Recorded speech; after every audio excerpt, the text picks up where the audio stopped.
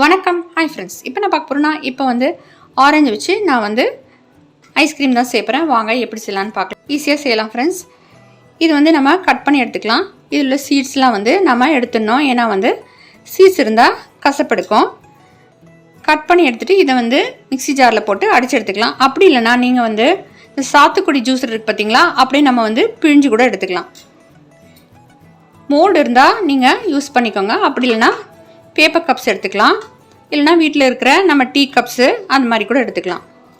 Friends, இதில் வந்து ஒரு 5 ஸ்பூன்ஸ் வந்து நான் வந்து சுகர் ஆட் பண்ணியிருக்கேன்.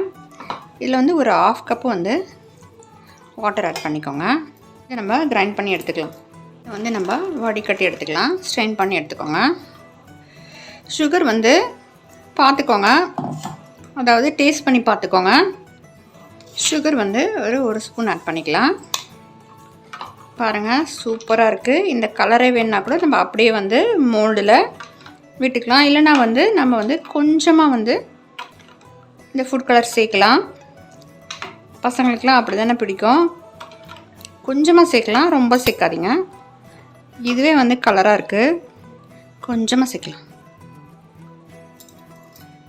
இதை வந்து நம்ம மோல்டில் சேர்த்துட்டு ஒரு 7-8 hours வந்து நம்ம ஃப்ரீசரில் வைக்கணும். நான் வந்து இந்த மோல்டில் சேர்த்துறேன். இது வந்து கடைகளில் கிடைக்கிது ஃப்ரெண்ட்ஸ். விதவிதமாக இருக்குது மோல்டு.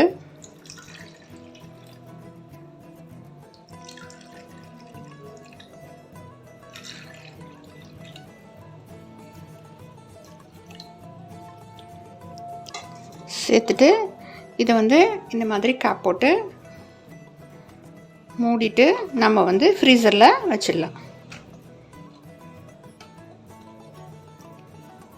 ஒரு 7-8 hours வந்து வைக்கணும். நம்ம மோல்டு இல்லைனா நாம் வந்து பேப்பர் கப்ஸ் எடுத்துக்கலாம்.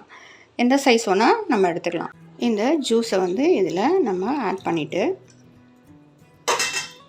ஃபாயில் இருந்தால் நாம் வந்து இந்த கப் சைஸுக்கு கட் பண்ணி எடுத்துகிட்டு இந்த மாதிரி மூடிட்டு, அதுக்கப்புறமா வந்து கொஞ்சமாக இந்த நடுவில் கத்தியில் கட் பண்ணி எடுத்துக்கோங்க. இந்த ஐஸ்கிரீம் ஸ்பூன்ஸ் இருக்குது பார்த்தீங்களா, இதை வந்து நாம் இதில் சேர்த்துருவோம். இதில் வச்சுட்டு நம்ம கரெக்டாக இது பண்ணிக்கலாம். நம்ம ஃப்ரீசரில் வச்சுட்டு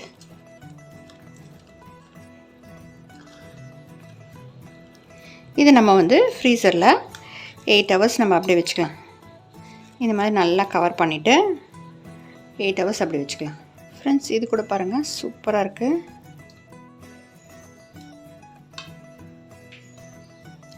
ஃப்ரெண்ட்ஸ், சூப்பராக அருமையாக ரெடி ஆகிடுச்சு பாருங்கள். நீங்களும் ட்ரை பண்ணி பாருங்கள்.